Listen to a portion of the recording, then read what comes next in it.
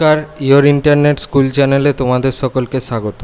তো আজকে আমরা ক্লাস 7 তোমাদের পরিবেশ ও বিজ্ঞান বিষয়ের আলো অধ্যায়ের কিছু গুরুত্বপূর্ণ প্রশ্নর সাজেশন চলে এসেছি। তো এই প্রশ্নগুলোর দেখানোর সাথে সাথে এর উত্তরগুলো আমরা বলবো। আর এখানে যে RM বলে লেখা আছে, এটা রায় মার্টিন কোম্পানির সহায়িকা বোঝাতে এটা লেখা হয়েছে। আমাদের কাছে রায় মার্টিন কোম্পানির সহায়িকা থাকে, তাহলে তোমরা ওখান থেকে এই পেজ নাম্বারগুলো দেখে নিও। যদি তোমাদের কাছে রায় মার্টিন কোম্পানির পরিবেশ ও বিজ্ঞান বিষয়ের সহায়িকাটা না থাকে, তাহলে তোমরা প্রশ্নগুলো তোমাদের কাছে যে কোম্পানির সহায়িকা আছে সেখানে খোঁজো। যদি তোমরা পেয়ে যাও তাহলে সেগুলো দাগিয়ে নাও, আর যদি না থাকে তাহলে প্রশ্ন এবং আমরা যে উত্তরগুলো দেখাচ্ছি সেগুলো তোমরা লিখে নিও। তো প্রথম প্রশ্নটা বলেছে, আলোর প্রতিফলন কাকে বলে? প্রতিফলন একটি নির্দিষ্ট মাধ্যমের মধ্য দিয়ে অগ্রসর হয়ে আলোকরশ্মি যদি দ্বিতীয় কোনো মাধ্যমে আপতিত হয়, তবে মাধ্যম দুটির বিভেদতল অর্থাৎ সংযোগস্থল থেকে দিক পরিবর্তন করে আপাতিত আলোকরশ্মির কিছু অংশ আবার প্রথম মাধ্যমে ফিরে আসে। এই ঘটনাকে বলা হয় আলোর প্রতিফলন। প্রশ্নটা বলেছে, আলোর প্রতিসরণ কাকে বলে?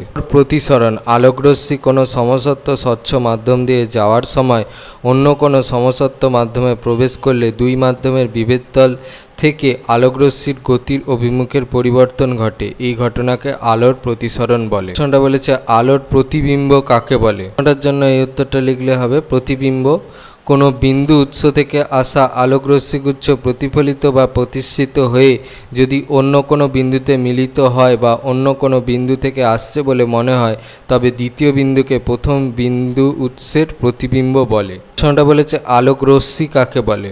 আলোকরশ্মি উৎস থেকে নির্গত হয়ে আলো যে সরলরৈখিক পথে মাধ্যমের এক বিন্দু থেকে অন্য বিন্দুতে যায় সেই সরলরৈখিক পথকে আলোকরশ্মি বলে। এটি একটি কাল্পনিক রেখা যা তীর চিহ্ন দ্বারা নির্দেশ করা হয়। প্রশ্নটা বলেছে, সমান্তরাল অভিসারী অপসারী রশ্মিগুচ্ছ কাকে বলে? চিত্রসহ দেখাতে বলেছে। তো প্রথমে দেখো, সমান্তরাল রশ্মিগুচ্ছ দেখানো আছে। যে রশ্মিগুচ্ছের আলোক রশ্মিগুলি পরস্পর সমান্তরাল হয় তাদের সমান্তরাল রশ্মিগুচ্ছ বলে। অসীমে বা বহুদূরে থাকা আলোক উৎস যেমন সূর্য থেকে আসা আলোক রশ্মিগুলি সমান্তরাল হয়। দেখো ছবিটা এঁকে দেওয়া আছে, ছবিটা তোমরা আঁকবে, আর ছবি সবসময় পেন্সিলে আঁকবে। তারপরটা বলেছে অভিসারী রশ্মিগুচ্ছ। যে রশ্মিগুচ্ছের আলোক রশ্মিগুলি পরস্পরের দিকে এগিয়ে এসে একটি নির্দিষ্ট বিন্দুতে মিলিত হয় বা হতে চায় তাদের অভিসারী রশ্মিগুচ্ছ বলে, যেমন প্রতিসরণের পর উত্তর লেন্স থেকে নির্গত রশ্মিগুচ্ছ। তো দেখো এখানে অভিসারী রশ্মিগুচ্ছের ছবিটা দেওয়া আছে, ছবিটা তোমরা পেন্সিলে আঁকবে। হচ্ছে অপসারী রশ্মিগুচ্ছ। আলোক উৎস থেকে নির্গত হওয়ার পর যে রশ্মিগুচ্ছের আলোক রশ্মিগুলি পরস্পরের থেকে দূরে সরে যায় অর্থাৎ চারিদিকে ছড়িয়ে পড়ে তাদের অপসারী রশ্মিগুচ্ছ বলে। যেমন টর্চ থেকে নির্গত আলোক রশ্মিগুচ্ছ তিতে অপসারী হয়। তো দেখো ছবিটা দেওয়া আছে, ছবিটা তোমরা দেখে নাও, ছবিটা কিন্তু পেন্সিলে আঁকবে। প্রশ্নটা বলেছে, ছায়া উপছায়া প্রচ্ছায়া কাকে বলে? ছায়া আলোর গতিপথে কোনো অস্বচ্ছ বস্তু থাকলে বস্তুটি পেছনে যে অন্ধকারাচ্ছন্ন অংশের সৃষ্টি হয় তাকেই ছায়া বলে। উপচ্ছায়া প্রচ্ছায়ার চারপাশে অপেক্ষাকৃত কম অন্ধকারাচ্ছন্ন যে অংশটি থেকে উৎসকে আংশিক দেখা যায় তাকে উপচ্ছায়া বলে। প্রচ্ছায়া বিস্তৃত আলোক উৎসের সামনে কোনো অস্বচ্ছ বস্তু থাকলে যে ছায়ার সৃষ্টি হয় তার মাঝখানের যে গাঢ় অন্ধকারময় অংশটি থেকে আলোক উৎসের কোনো অংশকেই দেখা যায় না তাকে প্রচ্ছায়া বলে। পরের প্রশ্নটা বলেছে, সূচিছিদ্র ক্যামেরায় উৎপন্ন প্রতিকৃতির বৈশিষ্ট্যগুলি লেখো। ছিদ্র ক্যামেরায় উৎপন্ন প্রতিকৃতির বৈশিষ্ট্য: 1. প্রতিকৃতি বস্তুর সাপেক্ষে উল্টো হয়। 2. ছিদ্র থেকে বস্তুর দূরত্ব কম হলে প্রতিকৃতি বড় হয়। 3. ছিদ্র থেকে ক্যামেরার পর্দা অর্থাৎ ঘষা কাচের দূরত্ব বেশি হলে প্রতিকৃতির আকার বড় হয়। 4. সূচিছিদ্র ক্যামেরার ছিদ্র বড় হলে প্রতিকৃতি অস্পষ্ট হয়। 5. সূচিছিদ্র ক্যামেরায় সৃষ্ট প্রতিকৃতি আলোকীয় প্রতিবিম্ব নয়। 6. বিবর্ধন = প্রতিকৃতির উচ্চতা / বস্তুর উচ্চতা = ছিদ্র থেকে প্রতিকৃতির দূরত্ব / ছিদ্র থেকে বস্তুর দূরত্ব। প্রশ্নটা বলেছে, সূচিছিদ্র ক্যামেরার দ্বারা ভালো প্রতিকৃতি পেতে হলে কী উপায় নেওয়া হয়? ছিদ্র ক্যামেরার দ্বারা ভালো প্রতিকৃতি পেতে হলে 1. ক্যামেরার ছিদ্রটি অতি সূক্ষ্ম হতে হবে। 2. ক্যামেরার ভিতরের দেয়ালগুলি কালো রং করা থাকে যাতে দেয়ালগুলি থেকে আলোক প্রতিফলন না হয়। 3. পর্দাটি ঘষা কাঁচের হতে হবে। বলেছে সপ্রভ বস্তু অপ্রভ বস্তু বলতে কি বোঝো, উদাহরণ দাও। সপ্রভ বস্তু যেসব বস্তু নিজস্ব আলো আছে তাদের সপ্রভ বস্তু বলে। উদাহরণ সূর্য, নক্ষত্র, জ্বলন্ত প্রদীপের শিখা ইত্যাদি। অপ্রভ বস্তু যেসব বস্তু নিজস্ব আলো নেই, সপ্রভ বস্তুর দ্বারা আলোকিত হয় তাদের নিষ্প্রভ বা অপ্রভ বস্তু বলে। উদাহরণ চাঁদ, গ্রহ, ইট, কাঠ প্রভৃতি। প্রশ্নটা বলেছে আলোকীয় মাধ্যম বলতে কি বোঝো, কয় প্রকার ও কি কি, উদাহরণ দাও। আলোকীয় মাধ্যম আলোক শক্তি যে অঞ্চল বা স্থানের মধ্যে দিয়ে চলাচল করতে পারে তাকে আলোকীয় মাধ্যম বলে, যেমন বায়ু, কাঁচ, জল ইত্যাদি। আলো শূন্য মাধ্যমেও চলাচল করতে পারে। শূন্য স্থানও এক প্রকার আলোকীয় মাধ্যম। আলোকীয় মাধ্যম স্বচ্ছ মাধ্যম, অস্বচ্ছ মাধ্যম, ঈষৎ স্বচ্ছ মাধ্যম। 1. স্বচ্ছ মাধ্যম যে মাধ্যমের মধ্য দিয়ে আলো সহজে চলাচল করতে পারে তাকে স্বচ্ছ মাধ্যম বলে, যেমন কাঁচ, বায়ু, জল ইত্যাদি। অস্বচ্ছ মাধ্যম যে মাধ্যমের মধ্যে দিয়ে আলো একেবারেই যেতে পারে না তাকে অস্বচ্ছ মাধ্যম বলে, যেমন ইট, কাঠ, পাথর ইত্যাদি। ঈষৎ স্বচ্ছ মাধ্যম যে মাধ্যমের দিয়ে আলো আংশিকভাবে চলাচল করতে পারে তাকে ঈষৎ স্বচ্ছ মাধ্যম বলে। এই মাধ্যমে সঞ্চালিত আলোর পরিমাণ স্বচ্ছ মাধ্যম অপেক্ষা কম কিন্তু অস্বচ্ছ মাধ্যম অপেক্ষা বেশি, যেমন ঘষা কাঁচ, তেল মাখানো কাগজ, ট্রেসিং পেপার ইত্যাদি। প্রশ্নটা বলেছে সমসত্ব মাধ্যম ও অসমসত্ব মাধ্যম বলতে কি বোঝো। যে মাধ্যমের মধ্যে দিয়ে আলো সব দিকে সমান বেগে চলে তাকে সমসত্ব মাধ্যম বলে, যেমন কাঁচ, বায়ু, জল প্রভৃতি। আর যে মাধ্যমের মধ্যে দিয়ে আলো সব দিকে সমান বেগে চলতে পারে না তাকে অসমসত্ব মাধ্যম বলে, যেমন কোয়ার্টজ, অভ্র প্রভৃতি কেলাসাকার বস্তু। প্রশ্নটা বলেছে বিভেদ তল কাকে বলে। বিভেদ তল দুটি ভিন্ন আলোকীয় মাধ্যমকে পৃথক করে যে তল তাকে বিভেদ তল বলে, অথবা ভিন্ন আলোকীয় ঘনত্ব বিশিষ্ট দুটি মাধ্যমের সংযোগস্থলের তলটিকে ওই দুই মাধ্যমের বিভেদ তল বলে। উদাহরণ একটি কাঁচের গ্লাসে কিছুটা জল নিয়ে ওপর থেকে দেখলে যে তলটি চোখে পড়ে তা হলো বায়ু ও জলের বিভেদ তল। আবার গ্লাসটির গা বেয়ে অল্প পরিমাণ নীল কেরোসিন তেল ঢেলে পাশ থেকে দেখলে যে নীল রঙের গোল তলটি চোখে পড়ে তা হলো কেরোসিন ও জলের বিভেদ তল। প্রশ্নটা বলেছে নিয়মিত প্রতিফলন ও বিক্ষিপ্ত প্রতিফলন কাকে বলে, উদাহরণ সহ লেখো। প্রতিফলন সমান্তরাল আলোকরশ্মিগুচ্ছ কোনো মসৃণ সমতলে আপতিত হলে প্রতিফলিত আলোকরশ্মিগুচ্ছ সমান্তরাল রশ্মি হিসাবে একটি নির্দিষ্ট দিকে চলে যায়, একে নিয়মিত প্রতিফলন বলে। যেমন পুকুরের স্থির জল, আয়না, মসৃণ ধাতব তল প্রভৃতি থেকে নিয়মিত প্রতিফলন হয়। দেখো এখানে নিয়মিত প্রতিফলনের একটা চিত্র দেয়া আছে, সেটা তোমরা দেখে নাও, এটা কিন্তু পেন্সিলে আঁকবে। তারপরে হচ্ছে বিক্ষিপ্ত প্রতিফলন সমান্তরাল আলোকরশ্মিগুচ্ছ কোনো অমসৃণ প্রতিফলক তলে আপতিত হলে প্রতিফলিত রশ্মিগুলি চারদিকে ছড়িয়ে পড়ে সমান্তরাল রশ্মিগুচ্ছ হিসাবে নির্দিষ্ট দিকে না গিয়ে। এই ধরনের প্রতিফলনকে বিক্ষিপ্ত প্রতিফলন বলে, যেমন ঘরের দেওয়াল, বইয়ের পাতা, সিনেমার পর্দা প্রভৃতি থেকে বিক্ষিপ্ত প্রতিফলন। বিক্ষিপ্ত প্রতিফলনের ছবি দেওয়া আছে, ছবিটা তোমরা দেখে নাও, ছবিটা কিন্তু পেন্সিলে আঁকবে। প্রশ্নটা বলেছে পার্থক্য লেখো নিয়মিত প্রতিফলন ও বিক্ষিপ্ত প্রতিফলন।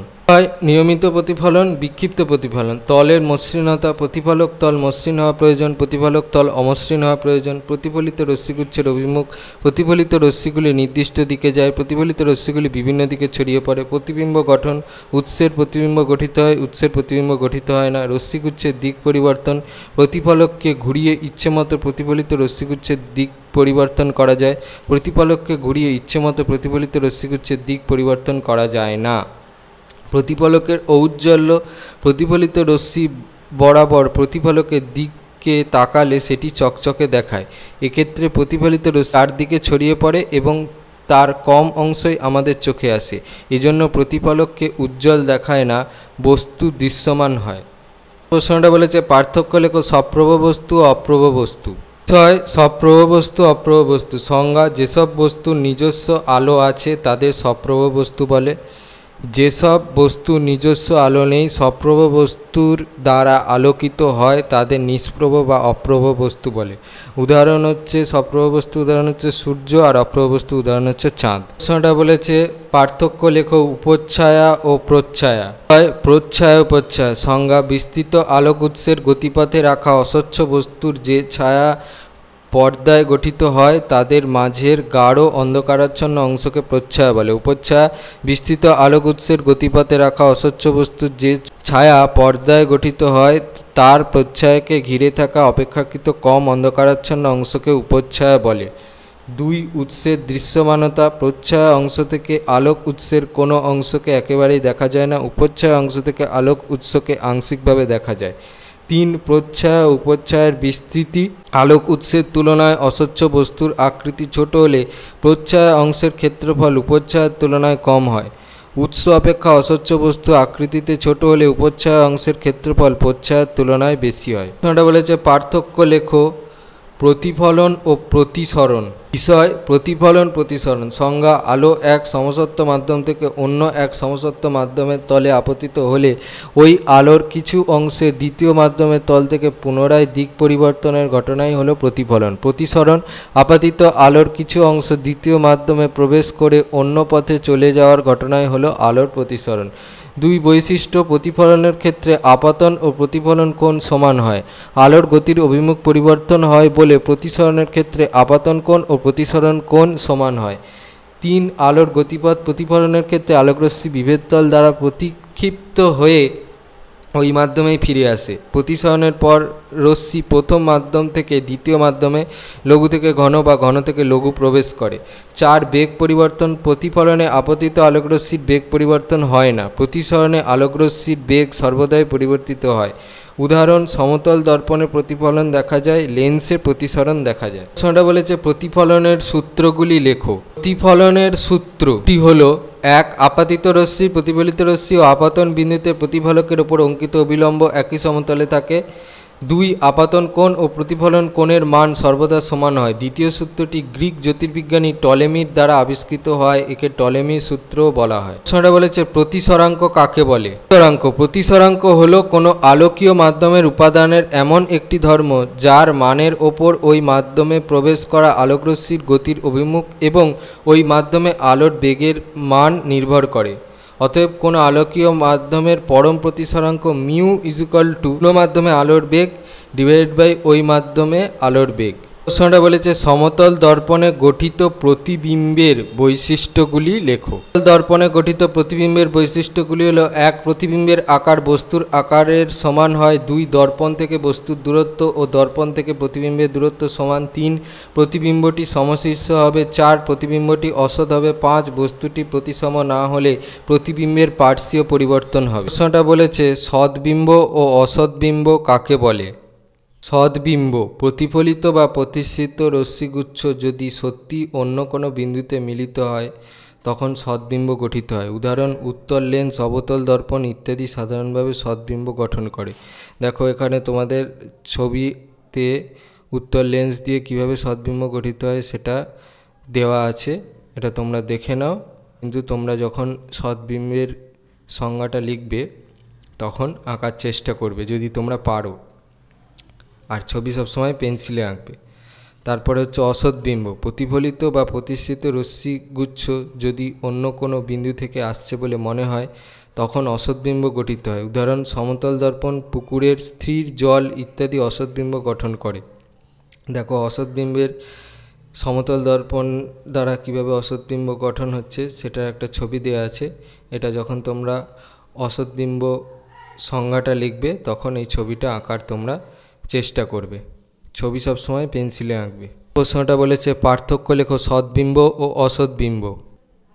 বিষয় সদ্বিম্ব অসদ্বিম্ব। 1 সৃষ্টির কারণ আলোকরশ্মিগুচ্ছ প্রতিফলিত বা প্রতিসৃত হয়ে প্রকৃতই কোনো বিন্দুতে মিলিত হয়। অসদ্বিম্ব আলোকরশ্মিগুচ্ছ প্রতিফলিত বা প্রতিসৃত হয়ে দ্বিতীয় কোনো বিন্দু থেকে অপসৃত হচ্ছে বলে মনে হয়। আলোকচিত্র গঠন চোখে দেখা যায়, পর্দাতেও ফেলা যায়। প্রতিবিম্বের অবস্থানে ফটোগ্রাফিক প্লেট বা ফিল্ম রাখলে ছবি ওঠে। চোখে দেখা গেলেও পর্দায় ফেলা বা ছবি তোলা যায় না। বৈশিষ্ট্য সাধারণত বস্তু সাপেক্ষে উল্টো অর্থাৎ অবশীর্ষ হয়, সাধারণত বস্তু সাপেক্ষে সোজা অর্থাৎ সমশীর্ষ হয়। বলেছে আলোর বিচ্ছুরণ কাকে বলে। বিচ্ছুরণের একটি প্রাকৃতিক ঘটনার উদাহরণ লেখো।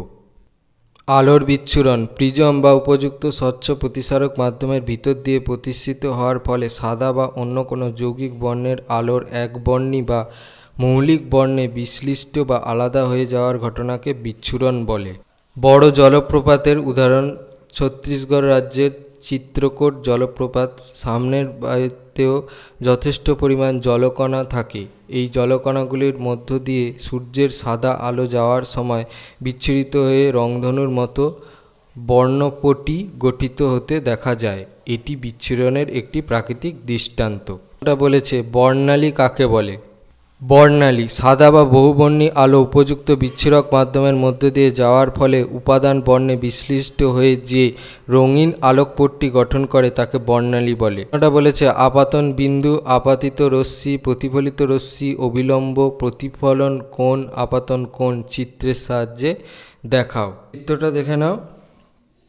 এখানে আপাতিত রশ্মি, প্রতিফলিত রশ্মি, আপাতন কোণ, প্রতিফলন কোণ, আপাতন বিন্দু, অবিলম্ব সবগুলোই দেখানো আছে। তারপর প্রশ্নটা বলেছে ঘনতর মাধ্যম থেকে লঘুতর মাধ্যমে আলোর প্রতিসরণ ছবি এঁকে ব্যাখ্যা করো। আলোকরশ্মি ঘনতর মাধ্যম যেমন কাঁচ থেকে লঘুতর মাধ্যমে যেমন বায়ু প্রবেশ করলে প্রতিষ্ঠিত রশ্মিটি অবিলম্ব থেকে দূরে সরে যায়, অর্থাৎ আপাতন কোণ কোণ P O N equal to I, প্রতিসরণ কোণ কোণ Q O N dash equal to R এর চেয়ে ছোট হয়। তো দেখো এখানে ছবিটা এঁকে দেওয়া আছে, ছবিটা কিন্তু পেন্সিলে আঁকবে। তারপর প্রশ্নটা বলেছে বর্ণালীর প্রান্তিক দুটি বর্ণের নাম লেখো। উত্তরটা হবে বেগুনি ও লাল। প্রান্তিক মানে হচ্ছে ধারের দিকে, তাহলে ধারের দিকে মানে কি শেষকালের রঙটা আর প্রথমের রঙটা, সেই অনুসারে বেগুনি দিয়ে স্টার্ট হয় রামধনু, তার মানে হচ্ছে বেগুনিটা হবে ফার্স্টে, আর লাস্ট মানে শেষ হয় কি রামধনুর রং সেটা হচ্ছে লাল দিয়ে, তাহলে লাল হবে। তারপর প্রশ্নটা বলেছে বর্ণালীর কোন বর্ণের চ্যুতি কম এবং কোন বর্ণের চ্যুতি বেশি। বর্ণের চ্যুতি সব থেকে কম ও বেগুনি বর্ণের চ্যুতি সব থেকে বেশি। তারপর প্রশ্নটা বলেছে বর্ণালী কয় প্রকার ও কি কি। বর্ণালী দুই প্রকার, যথা বিশুদ্ধ বর্ণালী আর হচ্ছে অশুদ্ধ বর্ণালী। এক বিশুদ্ধ বর্ণালী, যে বর্ণালীতে প্রত্যেকটির বর্ণ আলাদা আলাদাভাবে স্পষ্ট দেখা যায় এবং বর্ণের আলো অন্য বর্ণের আলোর ওপর পড়ে না, তাকে বিশুদ্ধ বা শুদ্ধ বর্ণালী বলে। উদাহরণ আলোকীয় গ্রেটিং, কম্প্যাক্ট ডিস্ক দ্বারা গঠিত বর্ণালী। অশুদ্ধ বর্ণালী, যে বর্ণালীতে আলোর বর্ণগুলির একটির ওপর আর একটি এসে পড়ে এবং বর্ণালীর সাতটি রং পরিষ্কারভাবে দেখা যায় না, তাকে অশুদ্ধ বর্ণালী বলে। উদাহরণ হচ্ছে রংধনু, প্রিজম দ্বারা গঠিত বর্ণালী। তারপর প্রশ্নটা বলেছে পার্শ্বীয় পরিবর্তন কাকে বলে। পার্শ্বীয় পরিবর্তন সমতল দর্পণে গঠিত কোনো বস্তুর পুরো প্রতিবিম্বটি বস্তুর সাপেক্ষে পাশাপাশি উল্টে যাওয়ার ঘটনাকে পার্শ্বীয় পরিবর্তন বলে। যেমন আয়নার সামনে দাঁড়ালে বাম হাতটিকে ডান হাত ও ডান হাতটিকে বাম হাত বলে মনে হয়। পি কে উল্টো পি, আর কে উল্টো আর এর মতো দেখায়। প্রশ্নটা বলেছে বিশুদ্ধ বর্ণালী কাকে বলে। বিশুদ্ধ বর্ণালী, যে বর্ণালীতে প্রত্যেকটি বর্ণ আলাদা আলাদাভাবে স্পষ্ট দেখা যায় এবং এক বর্ণের আলো অন্য বর্ণের আলোর ওপর পড়ে না, তাকে বিশুদ্ধ বা শুদ্ধ বর্ণালী বলে। উদাহরণ আলোকীয় গ্রেটিং, কম্প্যাক্ট ডিস্ক দ্বারা গঠিত বর্ণালী। প্রশ্নটা বলেছে অ্যাম্বুলেন্স কথাটি অ্যাম্বুলেন্স গাড়িতে উল্টো করে লেখা থাকে কেন। অ্যাম্বুলেন্স হলো আহত বা অসুস্থ যাত্রীবাহী গাড়ি। অ্যাম্বুলেন্স শব্দটি উল্টো করে অ্যাম্বুলেন্স, সামনের গাড়ির আয়নায় অক্ষরটি যে প্রতিবিম্ব গঠিত হয় তা পার্শ্বীয় পরিবর্তনের ফলে আবার উল্টে যায়, অর্থাৎ সোজা হয়ে ওই আয়নাতে দৃশ্যমান হয়, ফলে সামনের গাড়ির চালক লেখাটি সহজে দেখতে পায় ও পথ ছেড়ে দেয়। একটি জল ভর্তি কাঁচের গ্লাসে একটি পেন রাখা হলো। দেখা যাবে পেনটির নিচের অংশ যেখান থেকে জলের ভিতরে আছে সেখান থেকে পেন বাঁকা লাগে কেন। জল ঢালার পর গ্লাসের ভিতর দুটি মাধ্যম থাকে, যার একটি জল ঘনতর মাধ্যম ও অন্যটি বায়ু লঘুতর মাধ্যম। পেনটির ক্ষেত্রে জলের তলার অংশ থেকে আগত আলোকরশ্মিগুচ্ছ যখনই জল থেকে বায়ুতে প্রবেশ করে তখন জল ও বায়ুর বিভেদতল থেকে প্রতিষ্ঠিত হয়ে অবিলম্ব থেকে দূরে সরে যায়। চোখ এই বাঁকা পথ অনুসরণ করতে না পারায় দর্শক পেনটির প্রকৃত অবস্থানের কিছুটা ওপরে পেনটির জলে নিমজ্জিত থাকা অংশের প্রতিবিম্ব দেখতে পায় মাত্র, ফলে পেনটির জলের বাইরের অংশ ও জলের ভেতরের অংশের প্রতিবিম্ব একই সরলরেখায় থাকে না, ফলে যে জায়গায় পেনটি জলে প্রবেশ করে সেই জায়গাটিতে পেনটিকে বাঁকা দেখায়। তো দেখো এখানে একটা ছবি দেওয়া আছে, এই ছবিটা যখন এই উত্তরটা লিখবে তার সাথে সাথে তোমরা অঙ্কন করবে, আর ছবি সবসময় পেন্সিলে আঁকবে। তোমাদের ক্লাস 7-এর পরিবেশ ও বিজ্ঞান বিষয়ে আলো অধ্যায় থেকে কিছু ইম্পর্টেন্ট প্রশ্নের সাজেশান। তো তোমাদের যদি ভিডিওটা ভালো লেগে থাকে তাহলে ভিডিওটাকে অবশ্যই লাইক করে দাও এবং আমাদের চ্যানেলটাকে অবশ্যই সাবস্ক্রাইব করে দাও। এই ধরনের ভিডিও নোটিফিকেশান চটজলদি পেতে হলে আমাদের চ্যানেলটাকে সাবস্ক্রাইব করার পাশাপাশি পাশে থাকা বেল আইকনে গিয়ে অবশ্যই ক্লিক করে দাও, যাতে করে ভিডিও আপলোড হওয়ার সাথে সাথে তোমরা তার নোটিফিকেশান পেয়ে যাও। আর দেখবে ভিডিও ডিসক্রিপশানে আমাদের টেলিগ্রাম এবং হোয়াটসঅ্যাপ গ্রুপের লিঙ্ক দেওয়া আছে, সেখানে তোমরা চটজলদি জয়েন হয়ে যাও, যাতে করে এই সাজেশানের পিডিএফ এবং অন্যান্য সাজেশানের ফ্রি পিডিএফগুলো তোমরা চটজলদি কালেকশান করে নিতে পারো। তো আজকের মতো ভিডিওটা এই পর্যন্তই, দেখা হচ্ছে পরবর্তী ভিডিওতে।